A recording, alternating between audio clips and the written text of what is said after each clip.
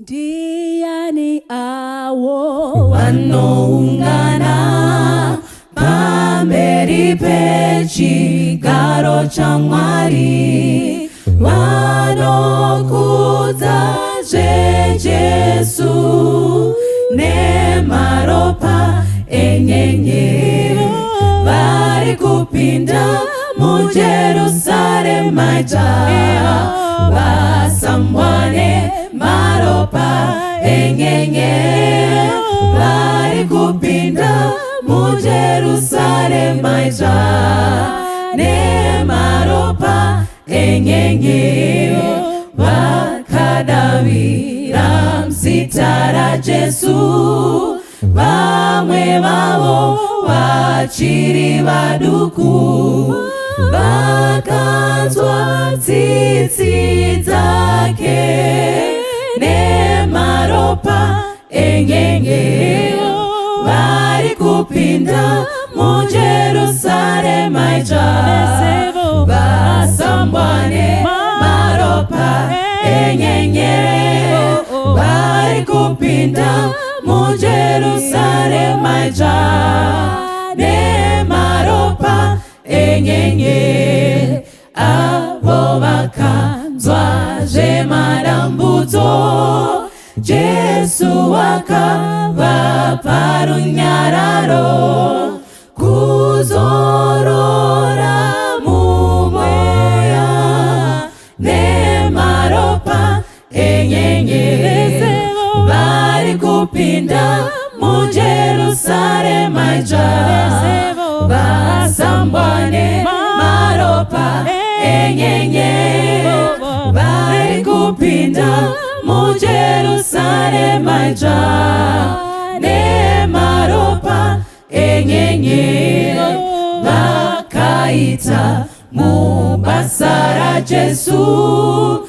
vakanakukana kwakanaka, vachafara narini, nemaropa enyenyeri, vari kupinda muJerusalema jaya, vasambwane maropa enyenyeri, vari kupinda muJerusalema jaya, nemaropa enyenyeri, vaponeswa vamira panyanza, chitema kufa zvese zvapera, rufaro zvenarini, nemaropa enyenyeri, vari kupinda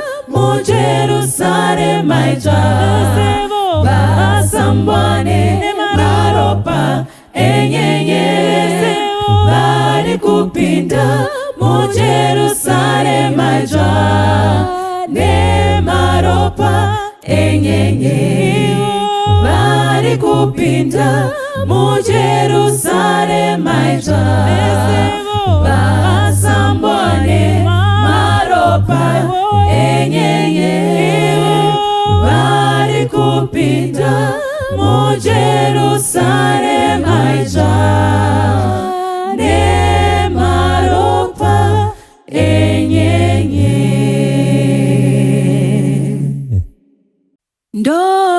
Ndoitenyi na Jesu ari mberi kwangu, ane minzwa pamusoro, ane nguo tsvuku, zvino uyo mubvunzo, chinyi mupinduro,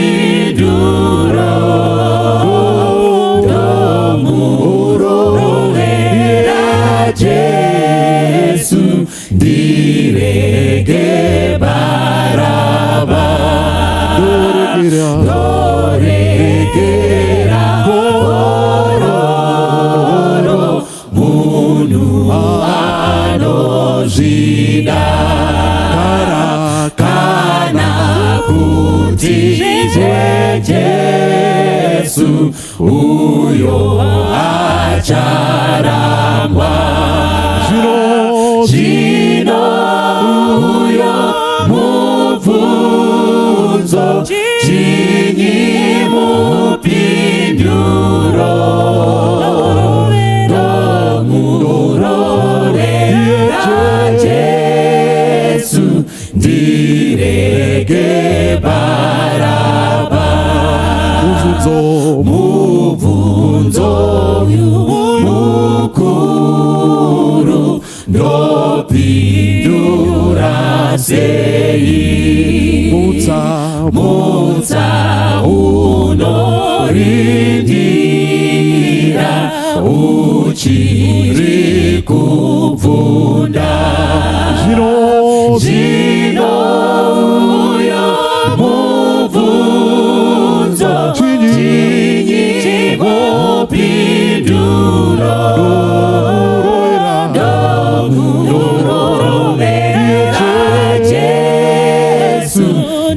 ndirege Baraba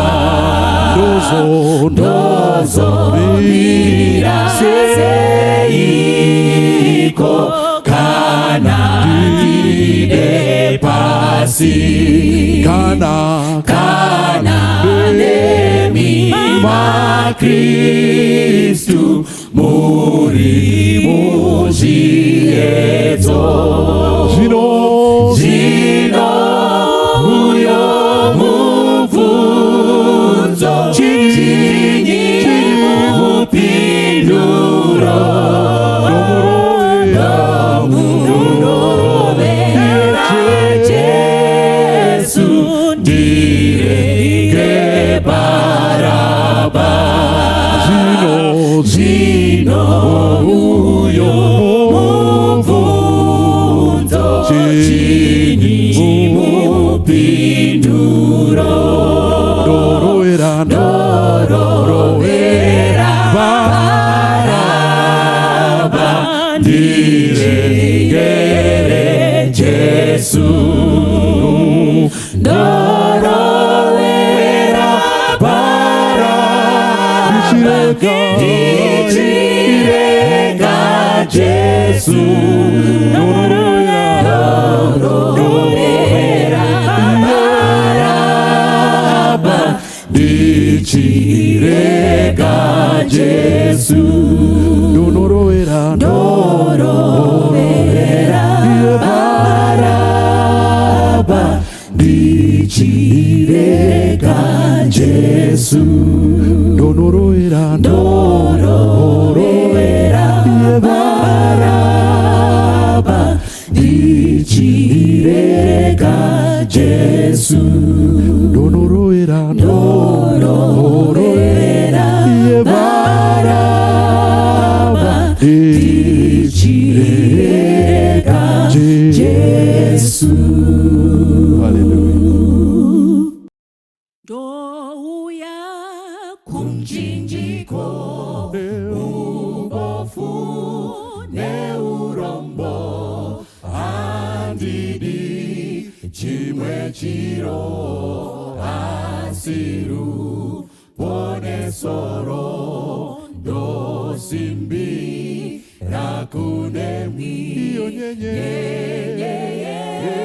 pa Calvary dinofu kama pasimu mundipo neseini Jesu ndo nochemera moyo wangu waipa Jesu ye wataura dinozo kuchenura dosimbira kunemi nyenye pa Calvary dinofu kama pasi mundipo neseini dapaje sekunemi Zero, pasi moyo zene muwiri uwewe nyunarini ndosimbira kuneni iyo nyenye pakalvari ndino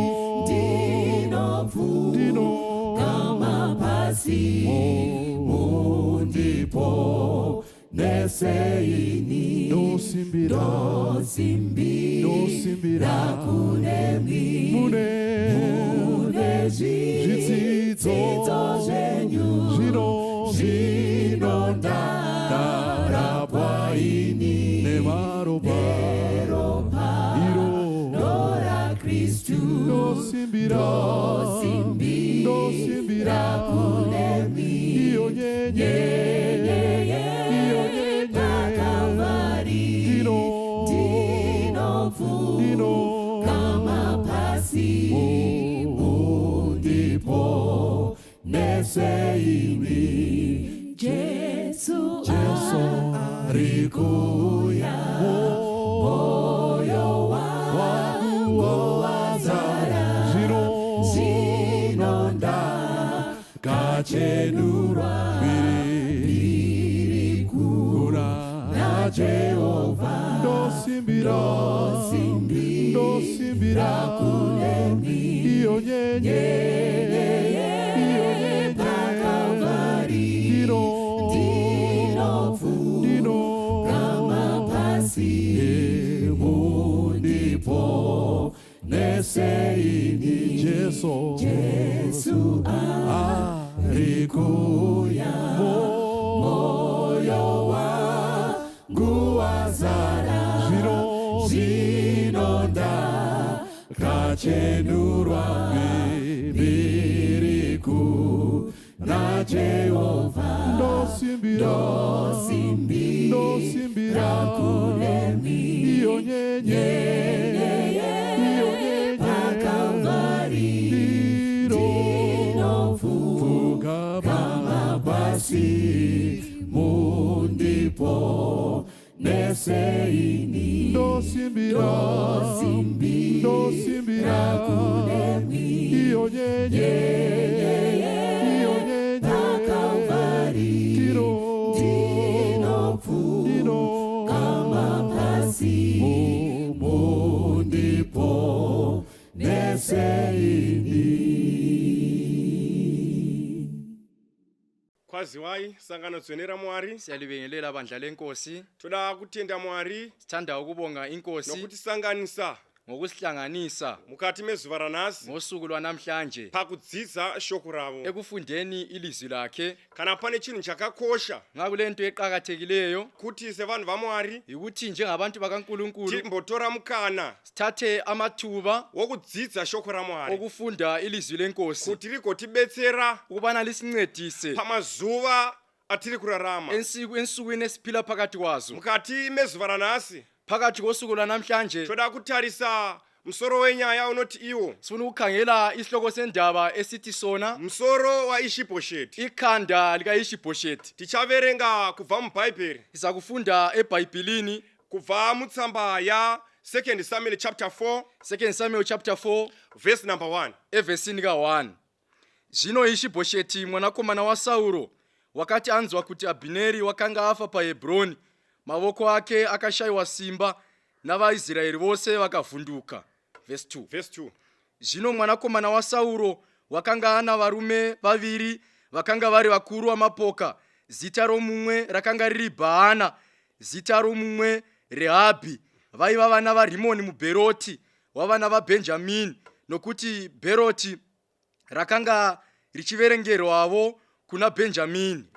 Bhaibheri rinotiro IBhayibheli lithi lona zvino Ishibhosheti uIshibhosheti mwanakomana waSauro indodana kaSauro wakati anzwa kuti Abhineri wakanga afa paHebroni. wathi sezwile ukuthi Abhineri sefile Bhaibheri eHebroni. rinotiro IBhayibheli lithi lona maoko ake amandla izandla zakhe akashayiwa simba zaswela amandla navaIsraeri vose nabako-Israyeli bonke vakavhunduka. basebesethuka. Ukaverenga ungafunda uchibva kumashure uku uvela emuva Saul akati afa uSaul wathi sefile Abineri uAbineri ndiye akanga ari commander wearmy ya Saul ngwenkomanda kwearmy kaSaul Abineri uyu uAbineri yena lo aiziva kuti David wakanga azodzwa naMwari wayekwazi ukuthi uDavid wayegcotshwe inkosi asi Saul anoti afa kodwa uSaul esefile Abineri anoita decision yokunozodza Ishibhosheti kuti ave mambo uAbineri uyadecide ukubana agcobe uIshibhosheti kuba ukuthi abe inkosi saka shoko raMwari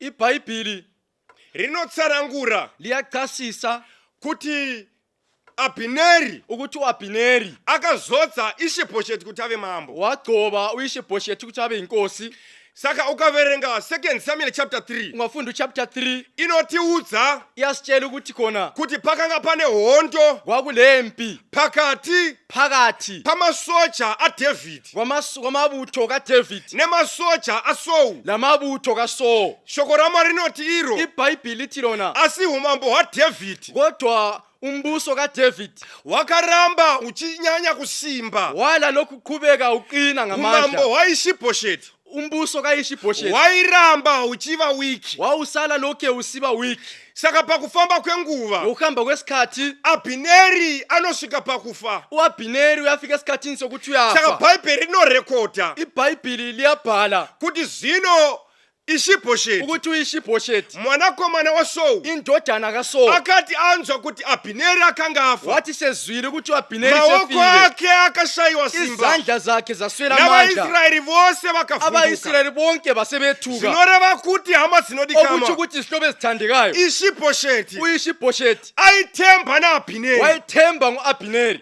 Ishibhosheti Ishibhosheti aidipenda naAbineri wayedependa nguAbineri Abineri asipo uAbineri engekho zvinototiudza kuti Ishibhosheti yasitshela ukuthi uIshibhosheti hapana chaingagona kuita akulo engakwenza because airilaya naAbineri ngoba wayirelaya nguAbineri kana pane chinhu chiri ngozi mukati menyika ngakulento dzemurama dangerous ngesikhathi esiphila phakathi yechekuti uchinamata ukuthi uphila uchirarama panyika ino iyi phila elakula umhlaba uchiti wakamirira kudzoka kwaJesu usithi umelele ukuza kwaJesu wotemba neumwe munhu ubusuthemba ngomunye mubvunzo umuntu wangu unotiwo umbuzo wami zvino utshona Abineri kana achinge afa Abineri esefile uchasara wakatemba uzakusala uthembe pane vanhu bani vakawanda mukati kulabantu menyika ino abaningi esikhathini esiphila phakathi vanotemba nevamwe vanhu abathemba ngabanye vamwe abantu vanototemba nevafundisi abanye bathemba ngabafundisi kuti mfundisi kana ukuthi aripo umfundisi nxa ekhona hapana zvotinovhunduka akukhone ukusikwe saba vamwe vanotemba nevana abanye vavo bathemba ngabantu kuti aba mwana wangu ari kuSouth Africa ngawumntanami useSouth Africa ndikangomufonera chete ngingamfonela zvinhu kuphela zvose zvinobva zvafamba izinto zvakanaka zonke zihamba mubvunzo kahle yangu unotiwo umbuzo wami zvino utshona Abineri kana chingafa ngawAbineri esefile uchasara wakatemba uzasala ume ngaphi bhaibheri rati iro iBhayibhili ithelona navaIsraeri vose labakuIsraeli bonke vakavhunduka basebethuka zvinoreva kuti okuthi ukuthi khona neIsraeri yose abakuIsraeli bonke yakanga ichitemba naAbineri yayithemba nguAbineri kana pane chinhu chiri ngozi ngakulento eyidangerous ndechekuti muri chechi liyichurch mabva matemba bese naAbineri lithemba nguAbineri mubvunzo wangu unotiwo umbuzo wami zvino utshona kana Abineri achinge afa ngawAbineri esefile muchasara makatembani lizakusala lithembe bani muchasara makatembani lizasala lime ndosaka ngaphi uchiona machechi akawanda bonke amachechi amaningi pakadonha euta okwakhona uEuta chechi yakavhakwa ichechi yahle ndosaka yavala uchiona iwewe likubona ukuthi wena mukati medzimhuri phakathi kwezimuli pakafa breadwinner owafa khona ubreadwinner mhuri yose yakabva yafa imuli yonke yache yafa ndosaka uchiona kuti vhini macompanies amacompanies ngikwayo pakafa manager okwafa khona umanager ndo pakapera nyaya yacho kophela khona indaba khona nemhaka yeyi yendaba yani vaivimba naAbineri babethemba nguAbineri ukaverenga Jeremiya chapter ungafunda 17 uJeremiya 17 inoti ngatukwe uthi munhu uthukiwe umuntu anovimba neumwe munhu ofaka ithemba lakhe saka emuntwini vaIsraeri abakoIsraeli vainamata Jehovha babekhonza inkosi vachitungamirirwa nemunhu wakatukwa bethukamelela ngumuntu saka kana pane othukiwe chinhu chiri ngozi mukati ngakulento mezvona dangerous ndechekuti munamate Mwari yikuthi likhonza inkosi muchitemba neumwe munhu lithemba ngomunye umuntu zvino kana Abineri achinge afa ngawAbineri esefile uchasara wakamira pai uzakusala ume ngaphi uchasara wakamira pai uzakusala ume ngaphi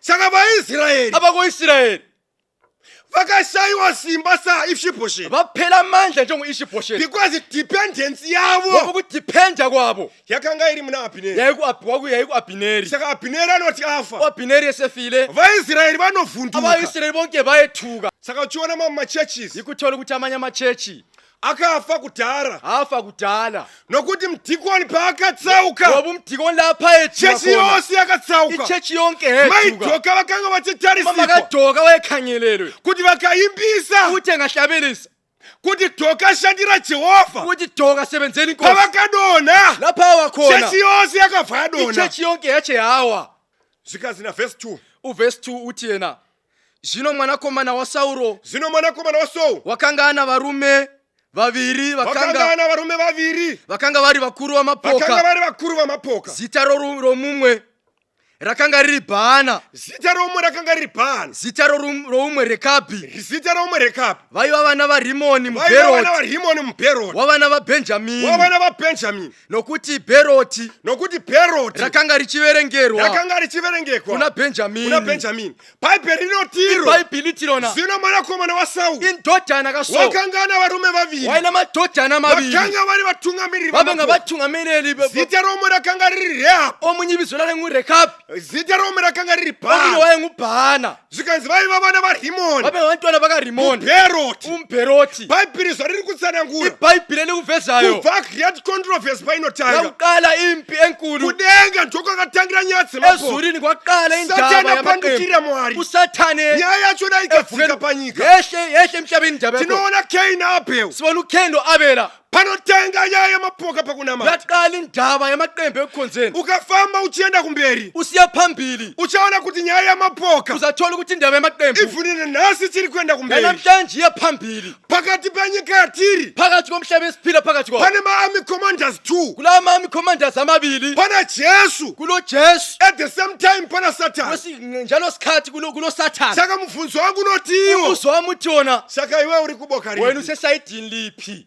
Jesu anoti msamba yaMateyu uJesu uthe encwadini kaMateyu lo ongekho nami uyo wasineni ulwa nami unorwaneni saka zvinoreva kuti okuthi kuthi khona nxa wena ungekho kwaJesu kana usiri kwaJesu there is no compromise koSatani hapana compromise kwaSathane mubvunzo wangu unoti saka iwe uri kuboka umbuzo ripi wami uthi wena ungaphi uri kuboka ripi ungaphi reka ndikuudze kuti language yaunotaura ela ngutshela ukuthi language ekhuluma inotitsanangurira kuti uri kuboka ripi yasitshela ukuthi usesayidini liphi mararamiro auri kuita indlela ophila ngayo anotiudza saidi rauri yasitshela isayidi okulo mapfekero ako indlela ogqoka ngayo anotaura kuti iwe uri kuboka yakhuluma ripi ukuthi usesayidini liphi saka mubvunzo wangu umbuzo wami unoti iwe uri kuboka uthi ripi usesayidini liphi uri kuboka ripi usayidini liphi inguva yekuanalyza usesikhathini sokwenalisa zvauri kuita okwenzayo kuti uone ukuthi ubone kuti wena kulipi saidi ukuthi uri kuboka riphi kusvikira nyika ichinosvika pakuguma umhlaba usiye kupheleni nyaya yamapoka haizoperi indaba yamaqembu apo ayisoziphele tisienda pakuguma kwenyika sisiye kupheleni nyika komhlaba ino ichadhivhaitwa umhlaba uza kudivayidwa pachava nevanhu magrupu 2 kuzakuba lamaqembu amabili grupu rinenge rakamira najesu iqembu elime noKristu rakagamuchira chisimbiso chamwari lamukela uphawu lukaNkulunkulu kwozoita grupu rechi2 kule qembu lesibili richamira nadhiabhurosi awuzakuma noSathane vakagamuchira munembo wechigaro uphawu lwesilo saka musafungidzira kuti nyaya yamagrupu ungacabanga ukuthi indaba yakaperera yamaqembu kuna Rekabi naBhaana iphelela kuRekabhi ichiri kuenda noBhaana kumberi iya phambili kusvikira uze kufike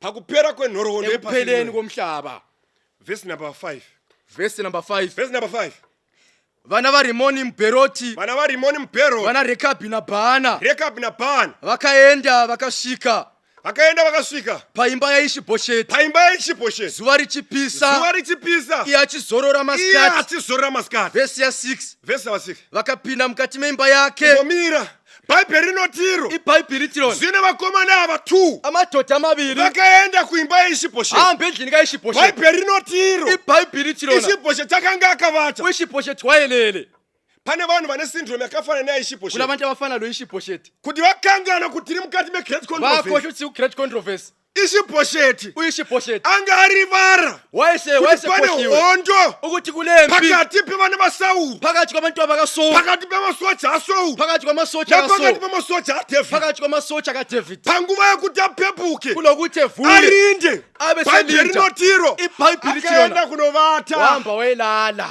ukaverenga first Peter anotiye ungafunda uPeter uthi yena ngwarirai Satani qaphelani uSathani ngoba uyabhota nekuti anoomba njengengwenyama edinge ngamuhle seshumba inoomba itsoka uthi phapha mandilinde angishinura imurinde but esikhathini sokuthi phaphama asi abandelinde panguve kushinura abandika balala khona vanhu kakhulu ndopha vari kurara yikho lapho usathane ndopo diabolos athethe kuni-advantage vari kutora advantage yokuthi vini kuma-pulpit yekuchero papulpit afake abantu abaleleyo oisa vanhu ukuze vakarara bachumayise abantu kuti abaleleyo vaparidzire vanhu vakarara ukwenzela ukuthi urekhabi kuti lokubhala bhana narekabi ngabe siyafika endlini kana kaishiboshet vachisvika paimba yeshibhosheti bayemficelele vanomuwana akarara vanotaura vanoti iro avakurumai vati vona an idle mind is the Right. devil's workshop zvikanzi pfungwa isina chekuita ingqondo ngiyele kokuyenza satani ndiye anoda kuti aishandure aitise zvaanoda usatani kwelapha athola khona ithuba lokuyenzisa umuntu lowo into ayifunayo saka ishibhosheti uyishibhosheti kwaye akanga achizorora kuthiwa wayephumula akangana kuti ari mukati megrace control esekhohliwe ukuthi rekai ndikurangarisei sangana ramwari yekela ntsheleso kana pane chinhu chatisingafaniri Ngakuti kukangana ungafuzanga panyika sikhohlwe. tiri kurarama Emhlabeni ndiye esiphila kuti tiri phakathi mukati megrace control ukuthi siphakathi kwempi diabros asi kuita mafani usatani kenza amafani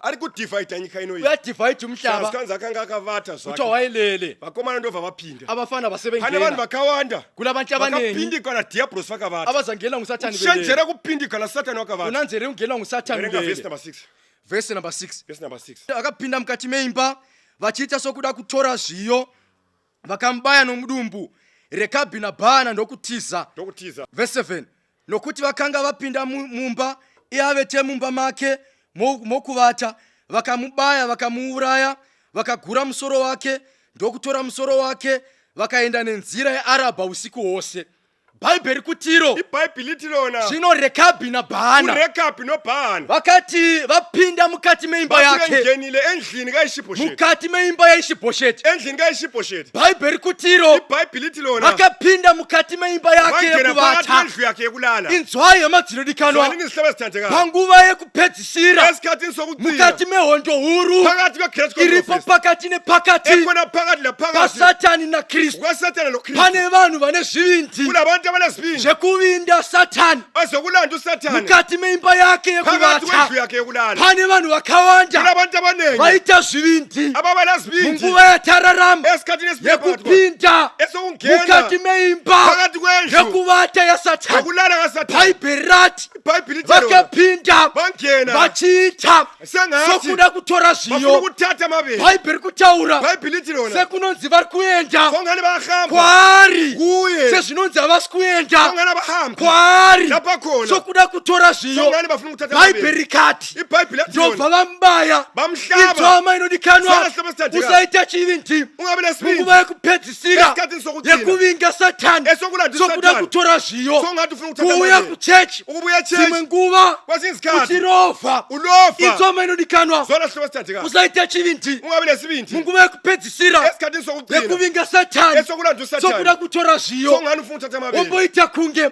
ungani unobvisa zvegumi uyakhipha weshumi kunge haubvisi ngani awukhiphi bhaibheri rati ibhaibhili tirona vakamuvinga vamlanda sokuda kutora songani zviyo bafuna ukuthatha amabeli bati bhaibheri katiro ibhaibhili lathi lona vakabva vamuvinga vamlanda mukati meimba yake phakathi kwendlu yakhe mokuvata ayelele khona ndobva vamubaya bamhlaba rikuisa pachena bhaibheri ibhaibhili yakufaka egcekeni vakamubaya nomudumbu bamhlaba esiswini zvikanzi kwathiwa khona khona vakati vamubaya bathi ndobva bemhlabeni vagura baquma ikhanda musoro ikhanda wake lakhe vakautakura bawuthwala pavakautakura belithwele vakaenda bahamba nenzira ngendlela yearabha ye-arabha usiku hwose ubusuku bonke. inzwama inodikanwa Zona sihlobo esithandekayo. paita vanhu kunabantu vane zvindi abanesibindi munguva yedu esikhathini sethu yekutakura esokuthwala musoro ikhanda waishibhosheti likaIshibhosheti. bhaibheri rati ibhaibhili tirona vakatakura bathwala musoro ikhanda. vakati kumura chete bathi kumbulana kuphela havana gutsikana nazvo abasuthisekanga ngakho vakati takutakura bathi sesilithwala musoro ikhanda saka bhaibheri kuisa pachena ibhaibhili kufaka sobala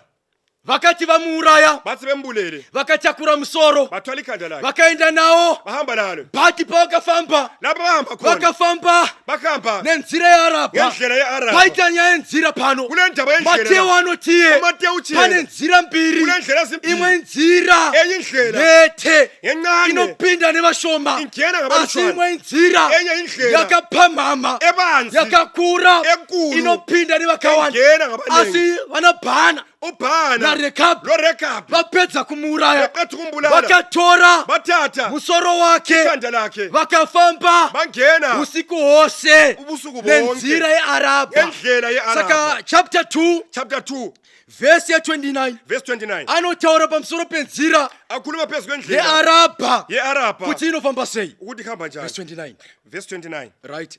Abhineri navanhu vake vakagura neArabha usiku hwose, vakayambuka Jorodhani, vakagura neBhitroni yose, vakasvika Mahanaimi. Verse 23 Verse 23 right. Asi wakaramba kutsauka, naizvozvo Abhineri wakamubaya nomudumbu nechireya chepfumo, pfumo rikabuda neseri kwaari, akawira pasi ipapo akafirapo. Zvino vanhu vose vakati vachisvika pakanga pawira Ahazaeri pasi pakufa kwake vakamira. Bhaibheri kutiro IBhayibheli pamusoro penzira yeArabha phezu kwendlela yeArabha iri kunzi neBhayibheri etwali iBhayibheli Rekabi naBhana Rekabi noBhana vakasenga musoro wake etwali ikhanda lakhe vakafamba usiku hwose Vakahamba ubusuku bonke nenzira yeArabha. ngendlela yeArabha. Bhaibheri rotsanangura futi IBhayibheli chase pane futhi murume kuno muntu anonzi Abhineri othiwa pana nguAbhineri chapter 2 kuchapter 2 ari kunziye othiwa yena akafambawo wahamba paverse 29 kuverse 29 akafambawo wahamba njalo nenzira yeArabha ngendlela yeArabha usiku hwose. ubusuku bonke. Verse 23 Verse 23 akatiye wathi yena bhaifamba ipapo lapha ihamba khona angauraya munhu wayebulela umuntu. terere mwana wokumusha Zona mntana ekhaya nzira yeArabha indlela yeArabha inofambwa ihanjwa nezvigangi izigangi zvinorwisana nomchinjikwa. asidusana Nzira nesipambano. yeArabha Indlela yeArabha inofamba iyahanjwa nevanorwisa mutemo waMwari. navanwisa umthetho Nzira kaNkulunkulu. yeArabha Indlela yeArabha inofamba ihanjwa nevanoti mutemo nabathi umthetho vakarora pamuchinjiko. wabethela esiphambanweni. Nzira yeArabha Indlela yeArabha inofamba iyahanjwa nevanopomba. ngabafe bayo. Nzira yeArabha Indlela yeArabha inofamba iyahanjwa nevanochiva. Ngala- Nzira yeArabha ngababukawu. Ngendlela yeArabha inofamba ihanjwa nevanodya zvegumi. nabadla kwetshumi. Bhaibheri kati IBhayibheli yathi lona vakafamba bahamba nenzira ngendlela yeArabha yeArabha usiku hwose. ubusuku bonke. Zviri vanotiye Uza kuthi yena pamusoro penyaya dzenzira phezu kwendaba zendlela pane imwe nzira kule enye indlela inofambwa nemunhu ihanjwa ngumuntu pakuona kwake ekuboneni kwakhe anoona yakanaka uyibona inhle asi pakupera kwayo kodwa ekucineni kwayo inoenda kurufu. ihambise kufeni. Reka ndibvunze Wathi hama mbuze inodikanwa Njengoba sithandekayo. nenzira yako Ngendlela yakho yarufamba nayo ohamba ngayo. inzira yekumusha here Indlela yekhaya. kandi kuenda kurufu. kumbise Reka kufeni. ndibvunze Wathi mbuze hama inodikanwa njengoba sithandekayo. nzira yekufamba nayo Indlela ohamba ngayo inzira yekumusha here indlela yekhaya kandi inzira yekurufu. kumbe indlela esekufeni. Sabhaibheri kutiro iBhayibheli ithi lona vakafamba bahamba usiku hwose ubusuku asi bonke pavaifamba kodwa behamba khona vange vakatakura babethwele musoro ikhanda waishibhosheti. likaIshibhoshethi. Chenjera Nanzelela munguva yekupedzisira esikhathini sokucina kutakura ukuthwala musoro waishibhosheti ikhanda likaIshibhoshethi. uchifamba nenzira yeArabha. Hamba ngendlela Reka yeEra. ndibvunzeni Wathi mbuze mina kune uripo sowe kukhona sesowe wakatakura mbiya uthwele indiwo nzira yekufamba nayo iyi indlela ohamba ngayo le ndeyekudenga here ngeyezulwini yini kandeyekuArabha kumbe ngeyeArabha wakasenga musoro waishibhosheti. uthwele ikhanda likaIshibhoshethi. Reka ndibvunzeni Wathi mbuze mina nzira yekufamba nayo indlela ohamba ngayo le wakatakura munyu uthwele isawuto nemvura uchiti munamato lamanzi aizi nzira uzivuthanjani yeArabha here ayisiyo ndlela yeArabha yini yakafambwa nanaBhana ehamba woRekabi nana naBhana. Rekabi.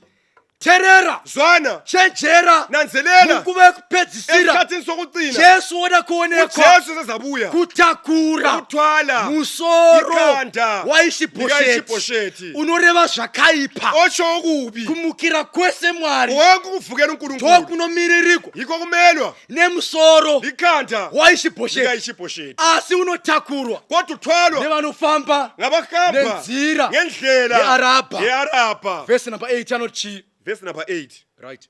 vakaisa musoro waIshibhoshethi kuna David paHebhroni vakati kuna mambo, hoyo musoro waIshibhoshethi mwanakomana waSauro Right. muvengi wenyu wakanga achitsvaka kukuurayai.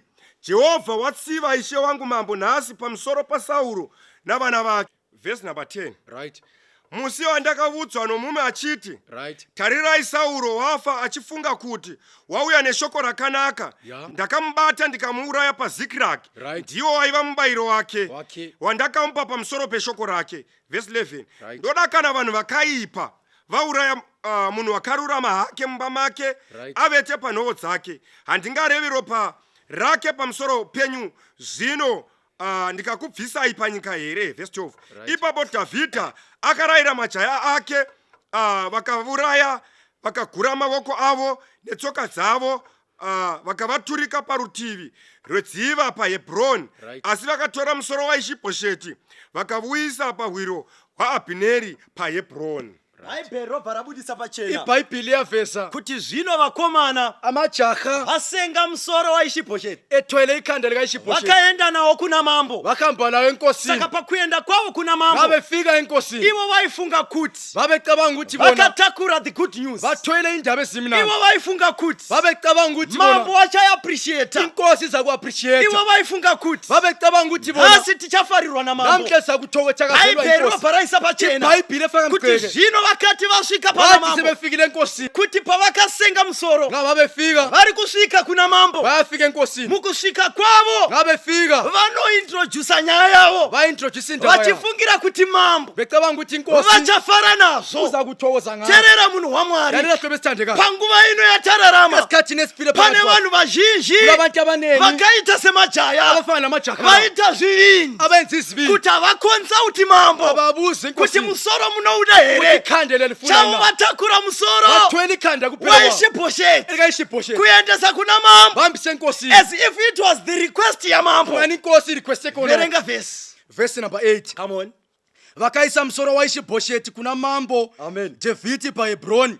Vakati kuna mambo Vakati kuna mambo. oyo musoro waIshibhosheti Uyo musoro waIshibhosheti mwanakomana wa Sauro muvengi wenyu mwanakomana wa Sauro muvengi wenyu. wakanga achitsvaka kukuurayai. Amen. Jehovha wakatsiva ishe wangu mambo nhasi. Mira ipapo munhu wamwari. Right. Tererai vanhu vamwari. Lalela hlobo Pavari esithandekayo. kuuya nemusoro Ngabefika nekhanda vari kuti bathi bona mambo takuitira ifefa. inkosi senza ifefa Munhu waiva muvengi wenyu owayisitha sakho anobva kurudzi rwevavengi. ovela Saka esizweni tamukura musoro. umikhanda Torai musoro. thatha ikhanda Musoro watauya nawo ikhanda esizelalo takubatirai muvengi. sikubambheli Pane isitha vanhu mazuva abantu esikhathini vasina esiphila kumboudzwa naMwari abangatshelwanga kuti inkosi vatsive hondo dzaJehovha. ukuthi belele uNkulunkulu Kunyarara kwaMwari ukuthula is kwaNkulunkulu not foolishness. ayisobuhle awuzi uphenzi Vakaropafadzwa abusisiwe vachamirira Jehovha abamelele inkosi achauya kuzoavhenja azabuya zothi kuvanhu kuzotsiva vose kuba abadili vanoparadza murayiro wake. abadilisa Saka vakomana pavari kutakura musoro ngamajake esiza vachiendesa kuna mambo ekambise inkosi vari kufungidzira kuti vaita fevha, bacabanga ukuthi benze ifefa vaitira mambo fevha. bayenzela inkosi ifefa Yezvo mambo ngathi inkosi handiyo nzira yavanoshanda nayo. ayisiyo ndlela asebenza ngayo. Bhaibheri robva ranyora ibhayibhili yeloba Matthew chapter number 7 Matthew chapter 7 verse number 21. verse 21 Havazi vose ayisibo bonke vanoti kwandiri abathi kimi ishe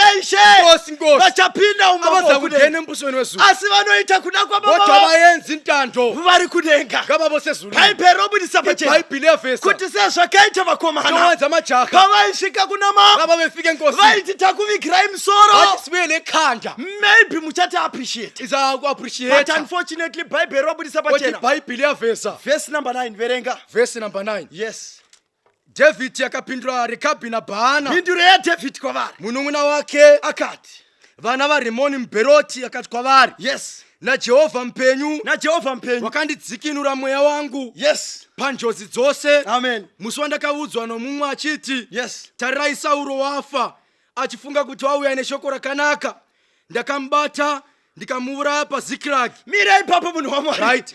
Inzwai mhinduro yamambo. Zwani mpendulo yenkosi Vakomana vauya amajaha sebuya negood news the good news vachifungidzira kuti vecabangela ukuthi mambo achagamuchira. inkosi izakwamukela. But Bhaibheri robudisa pano ibhayibhili yavesa kuti mambo vanoti inkosi itiyo aripo akambozviita kukhona okwakwenza akauya akauya infact akandipa news wanika inews dzaijekesa kuti ezaziveza ukuthi so afa uso usefile akabva afunga kuti ndichafara ecabanga nazo. ukuthi ndizathokoza. But Bhaibheri robudisa ibhayibhili pachena yavesa kuti anzi ndakatumira kuti ngabathu ngathumela aurayiwe. ukuthi kabanje bulawo Tererai vanhu vamwari, lalela sihlobo nyaya esithandekayo yatiri kudzidza muzuva indaba ranhasi esifunda ngayo ine pairi kutaura nesu mukati khona lapho meupenyu. ekhuluma nathi namhlanje Nguva zhinji vana vamwari isikhathi eziningi takuenda nemisoro yaIshibhosheti esikahamba pamberi ekhanda pamambo. likaIshibhosheti Hatichateereri kuti mambo vati vanouda here. asabuzi ukuthi inkosi ithi yafuna Nzira unonamata nayo indlela okhonza ngayo hakusi kuinza musoro here pamberi pamambo. azokhanda likaIshibhosheti Ishibosheti ndizvo here zvakarayigwa namambo. iko wacho inkosi Vakomana vakatakura amadoda atwala musoro waIshibosheti ikanda lika Ishibosheti sekunge mambo vaurequesta. ngani inkosi request Varipo vazhinji kuna vantu abaningi vasina basa nekuda kwamwari. abangena ndaba nentando Chavo vakutakura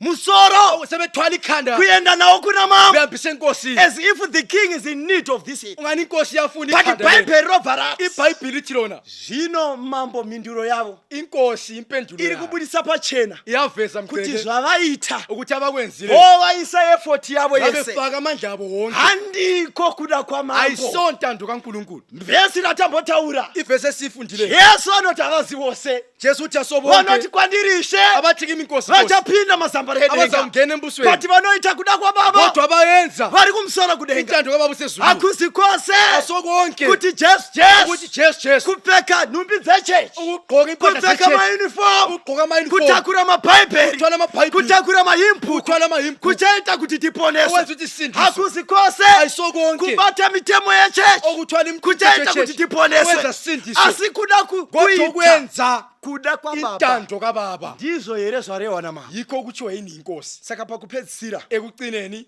bhaibheri robudisa pachena iBhayibheli yaveza kuti mambo asati avaparadza inkosi ingaba anotanga arileta another scenario, imwe nyaya yakamboitika uyaqala ukufananisa Kumasho- nendaba eyenzakala kuti aripo akatombodaro. ukuthi khona Saka okwenza njani vakomana, hold on, amajaha chimbomirai nini pano, kancane nyaya yenyu yamaita. indaba eliyenzile Let me search from the archives. manini ingenzile Rega nditsvake munhoroondo ngela ndidinge kuyisi aripo akadaro kukhona ino njani akafungira kuti ndichamaappreciate, eka kuti but uza-appreciate ndakamaappreciata nerufu. angu-appreciate Terera munhu wamwari, lalela sobesandika unogona kushingairira ulakho waita ukuthakazelela zvese zvinodiwa, wenze konke but okufunakala mubvunzo uno kodwa umbuzo uthi wona ndizvo here zvinodiwa yikho namambo inokufunwa inkosi kana musoro waIshibosheti. kumbe likhanda likaIshibosheti. Pakupedzisira Ekugcineni vhesi number 11 inoti chi, verse 11 come on. ndoda kana vanhu vakaipa vauraya munhu Saka mambo wakarurama vakutaura navo manje right zvikanzi ndoda kana vanhu vakaipa. kutsvanga abantu ababi Verenga vhesi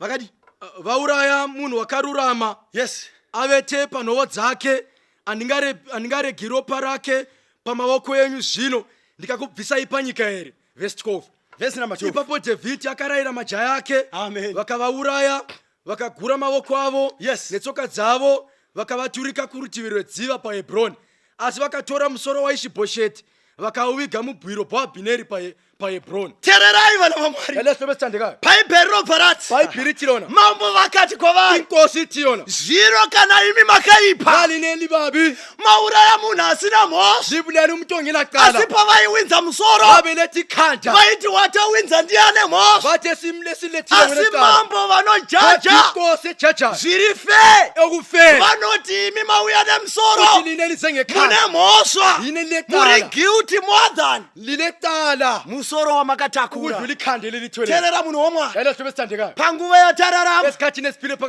phakathi paine chinhu chinoitwa nasatani nakulento yenziwa ngusathane anogona kukutendera kuita zvese, yakuvumela ukwenza konke akutendera kuya kuchechi, ekuvumela ukuze echechi akutendera kuimba, ekuvumela ukuhlabela akutendera kuparidza, ekuvumela ukuchumayela but chaachamake sure kuti kodwa aza aite kwenza kusakutendera yikungakuvumeli kuti uite sezvinoda mambo. yikuthi uyenze okufunwa inkosi. Patiri kusvika panguva Vasike yekupedzisa ekugcineni vakaropafadzwa vabusisiwe vachaziva kuti abakwaziyo ukuthi bona zvandiri kuita izvi engikwenzayo handina kutakura musoro iyi, andithwalanga ikhanda hausi musoro waIshibosheti, asokhanda likaIshibosheti vakaropafadzwa vanhu vabusisiwe vachaziva kuti abaza kuba kwazi before vaita anything bengayenzilo bawulutho zvinoreva Jehovha kuti here, inkosi yini na munyori wandinofarira noti engimthandayo loba vachamira abaza kuma panguva yekupedzisira, esikhathini vanhu vachamira munhu wamwari, Ngabantu abaza but kuma. thus says the Lord, kuprinsipu kaNkulunkulu havazomiri abasoze kuti beme kuchechi kunonzi kuti chii, echechi kana kuthiwa bhishopu akati Kuti chii, bishop uthini. kana fata akati Kuti chii, ufata uthini. vachamira Baza kuma. panotaura Jehovha. chokweni inkosi.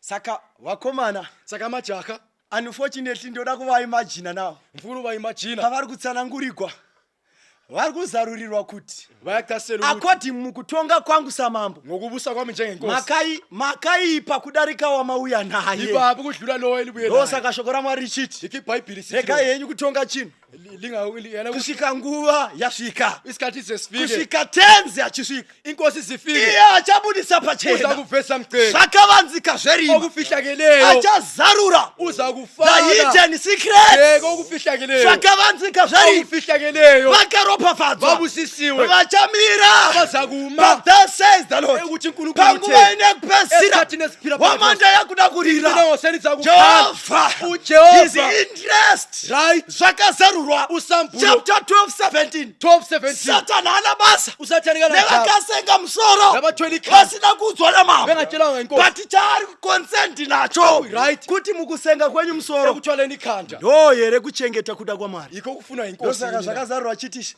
shato yakasamwira mukadzi ikusambulo sithi usathane ikanorwa nevamwe vana vake wayekulwa labantwana bakhe vanochengeta murero wamwari. abagcina imithetho Not kaNkulunkulu only just mere individuals, vanhu bo wonke asi abantu vanochengeta. abagcinayo Thus says the Lord. okuchiwe inkosi ukaverenga Mparidzi ungafunda chapter 8 umchumeli chapter 8 pavesi ya 11 verse number 11 uthi ngenxa yokuthi isigwebo ngesenze esibi right singenziwa masinyane right inhliziyo zamadodana abantu moyo yevanakomana vavanhu zikhuthalele ukwenza okubi inoda kuita zvakaipa sa uRekhabi lobhala Rekhabi ngenxa naBhana yokuthi isigwebo sabo nekuthi mbayiro wavo azange senziwe masinyane wanga hauna kuthongwa inhliziyo nekukasika zabo moyo yavo zaqhubeka senza okubi vakaramba vachiita zvakaipa wothi ngithi mina rega ndithini sifike ekugcineni tichina pakupera ngenxa yokuthi wena nenyaya yekuthi iwewo uke wafeba wamboita upombwe awuzange ubanjwe umkhuhlane awuna kubatwa nechigwere ucabanga ukuthi wakufunga kuti iwe uNkulunkulu kuvumele mwari wakuthendera isigwebo ngesenzo esibi mbayiro nezvakaipa singenziwa masinyane awuitwe nekukasika inhliziyo zamadodana abantu moyo yevanakomana vavanhu zinezibindi inezviviri ezokuqhubekela phambili yekuramba zithwele ikhanda likaIshibhoshethi wakasenga musoro waishibhosheti ngenxa yokuthi wena nenyaya yekuthi iwe uNkulunkulu kakakupanishi asati akuphanicha mwari ukuthi wena isabatho lephula everyday sabata ukuthi unogutsa umthetho kaJehova mthemo wa uthi mwari wena wabethele esiphambanweni unotshoka rogopa ngenxa mthethiko yokuthi uJehova Jehova isigwebo ngaleso senzo asati akuthonga kasenzanga masinyane asati akuthonga nekukasika inhliziyo yakho moyo wakho isizitshela ukuthi inokhutsa uNkulunkulu kuvumele khona mwari akuthendera wothi izvo ngikutshele sihloko sami rega ndithaure kuti esikhathini esiphila phakathi panguva yetiri wena kurarama uyalazi ikhanda likaIshibhoshethi unoziya musoro waishibhosheti olithwele esikhathini sokuphila wawakasenga uNkulunkulu kakuphathise mwari lapho ngakubatsire sifike ekugcineni ndishoka akuphe pakupedzisira amandla akuphe simba awutshiya ikhanda likaIshibhoshethi rekusiya musoro wothi waishibhosheti ngikutshele wena rega ndithaure kuti idressing yakho oyenzayo le yesinga unoita likhanda likaIshibhoshethi musoro waishibhosheti lapho eliyakutshiya khona kwaunokusiya liyakutshiya susekufeni unokusiya wothi kurufu ngikutshele rega the ndithaure type of music type yemusic elihlabelayo yaunoimba yo phambi kwenkosi yamunoimba pamberi pamwari phela uRekhabi lobhala Rekhabi naBhana ikhanda likaIshibhoshethi musoro waishibhosheti babuya nalo phambi kwenkosi wakabe pamusoro pamberi abantu bensuku zokucina maso okupedzisira vanesibindi vanesiviri esokuyathatha ikhanda likaIshibhoshethi tora musoro waishibhosheti elimusic yeBhabhiloni music yeBhabhiloni besiza nayo wena kupulpit ekupulpit phambi kwenkosi pamberi pamwari engathi uNkulunkulu dai angasiphathisa mwari abatsira lapho sifike ekugcineni tasvika pakupera asipha amandla atipe simba okutshiya ikhanda likaIshibhoshethi rekusiya musoro waishibhosheti Patiri kunamata munhu wamwari. ngasikhule kahlobo esithandekayo Ukaverenga vhesi rekupedzisira ungafunda ivhesi lokugcina inobudisa pachena kuti kuyaveza ukuthi vakomana vakazobatiwa amajaha azobanjwa vakagurwa makumbo vaqunywa inyawo vakagugwa nemaoko vaqunywa nezandla vakabva varembedzwa vasebelengiswa vanga vachifungirira kuti vauya negood news babecabanga ukuthi bazele good news but mambo vapedza kunzvera nyaya inkosi iqeda ukuhlola indaba vanoti vakomana ava uthi amajaha lawo igood news dzavauya nadzo zi-good news abazelayo asi kwandiri kodwa kimi haisi meseji yandinoda ayiso-message engiyifunayo saka zvavanodhiserva abakudisevayo ipunishment yekuhengiwa ipunishment yekuhengwa ngavagugwe maoko ngavaqunywa izandla ngavagugwe makumbo ngavaqunywa inyawo nemhaka ye vakagugwa maoko nemakumbo wayi bequnywa izandla nenyawo. maoko ndo akabata musoro izandla waishibhoshethi izo zabamba ikhanda likaishibhosheti makumbo ndo akafambira nyaya yemusoro waishibhoshethi inyawo izo zahambela indaba saka ngekhanda nyaya likaishibhosheti nyaya payanga yakutongwa indaba kwakadzi sesisashulelwa makumbo akafamba kodwa inyawo zahamba ngagurwe ngaziqunywe zvikadzi maoko akabata izandla ezabambayo ngagurwe zvakare ngaziqunywe njalo vanofanira kufa Kufuze rufu befe. rinohumiliata teerera munhu wamwari lalela hlobo esithandekayo patiri kusvika panguva ngafika ino ekugcineni vakaropafadzwa vanhu abusisiwe hwamanda isati inyawo yarira likakhanda vachasiya abazakuchiya misoro yaishibhoshethi ikhanda because likaishibhosheti vese vakausenga ngoba bonke abathwele rufu rwavo ukufa kwavo runosirira saka patiri kuda kunamata ngasikhulekayo if it is your prayer nxa ungumkhuleko wakho mwari ndibatsirei nkosi ngicela ungincedise ndawisisa kuti kwemakore akawanda ngizwisa ukuthi esikhathi eside ndakaseka musoro thwele waishibhoshethi ikhanda likaishibhosheti handizive musoro wakasenga angikwazi ikhanda but olithwele chandinoziva tsika yaSatani. wotengwaziyo Bhuku rinonzi Great Controversy chapter 32. chapter 32 Snares of Satan. snares of Satan, Munyori anoti the Great Controversy, right, which has been carried forward for nearly 6,000 years, right, is soon to close. right, Imwe statement iri pazasi yekupedzisira right, inoti the evil one, the wicked one, right, redoubles his effort, right, to fasten souls under his deception. right, Chiri kuitwa na Satan. owenziwa nguSatani, Apo hondo yakunopera. naipisi yapera, Kumeka sure yikumeka sure kuti musoro wa Ishibhoshethi ikhanda likaIshibhoshethi newa muhopesani. lawe If it is your prayer, Mwari ndibatsirei. mumkhuleko Ngati namatetose. ngasikhuleke sonke tokutendai Mwari nevana venyu vari kuti Mwari tafamba kwenguva yakareba takasenga musoro waIshibhoshethi, asi chatadzidza nemharidzo ino ndezvekuti vose vakasenga musoro waIshibhoshethi mubayiro wavo uri mudziva romoto, zvinoreva rufu. Zvanga zvakadii Mwari kuti vana venyu pavanoti Mwari tibatsirei, hatichada kurarama upenyu hunofadza Satani hwokusenga zvakaipa kusvikira tichienda kurufu, vanobvuma Mwari vachiuya kwamuri vagamuchirei Mwari muvape simba, nekuti munoti imi vose vakakugamuchirai munovapa simba rekudaidzwa vanakomana venyu. Chigamuchirai vana venyu Mwari muchivasimbisa vasapamhidza nekuramba vachirarama upenyu hwakare, nekuti kana munhu akwamuri wavachisikwa chitsva, zvese zvakare zvinenge zvapfuura. Batsirai vana venyu Mwari, nesu vaparidzi tibatsirei Mwari kuti kuburikidza neavo vachateerera mharidzo ino tose Mwari tiwanikwe tisiri pane vachaverengerwa kudziva remoto, asi tiwanikwe Mwari tiri kudivi revachaponeswa. Muzita raJesu muponesi wedu tonamata nokusingaperi. Amen. Ukuvuma komhlaba kusondele, Inkosi ibiza abavuni bayo, kudene tuzamabela avutiwe alindele sibuya.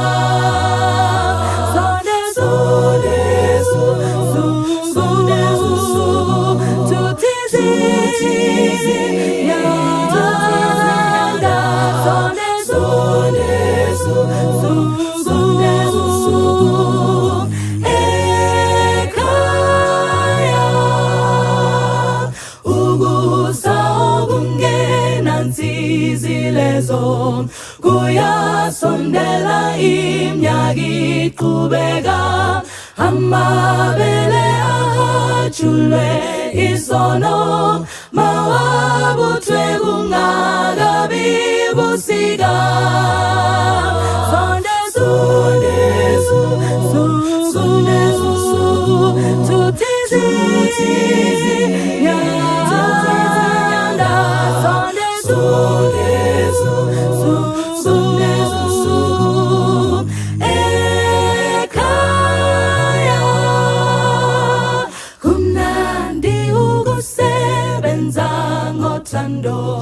Umfulo ngashiwo mthombo wezulu, simenyo siqhutshwa yilo uthando, lono luthela izithelo kakhulu.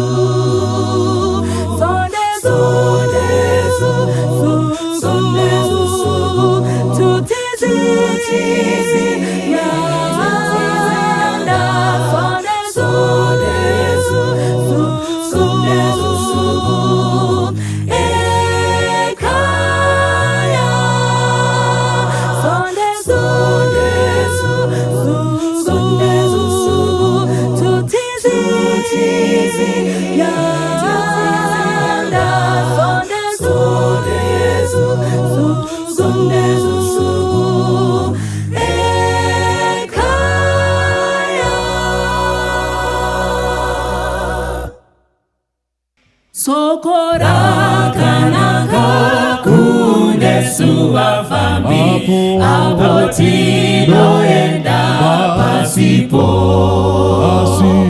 asimu ponesi achazo uyaje kutonga umambo wake ariku uyane kukasika Jesuje ariku toka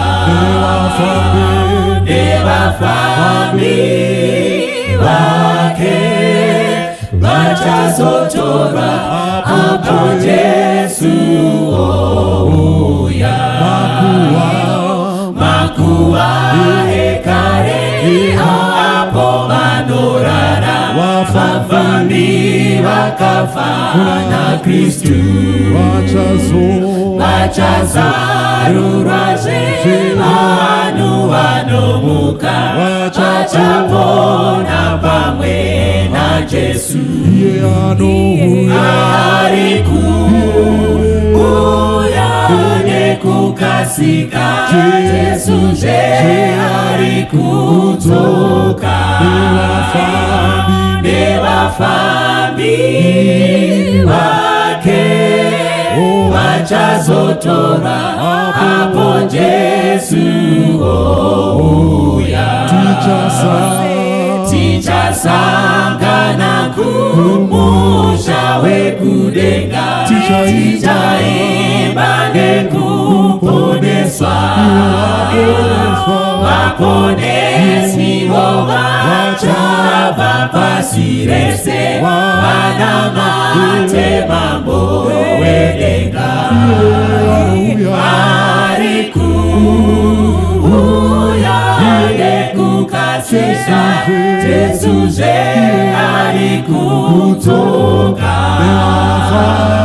nevafambi vake vachazotora apo Jesu ouya. Haleluya, ameni, haleluya, nekudawira tichasvika namatasimbira kufaradakara topfeka mbiri yekudenga. Ari kuuya nekukasika Jesuzve ari kudzoka nevafambi vake vachazotora apo Jesu ouya. Haleluya, ameni, haleluya, nekudawira tichasvika namatasimbira kufaradakara topfeka mbiri yekudenga. Ari kuuya nekukasika Jesuzve ari kudzoka nevafambi vake vachazotora apo Jesu ouya.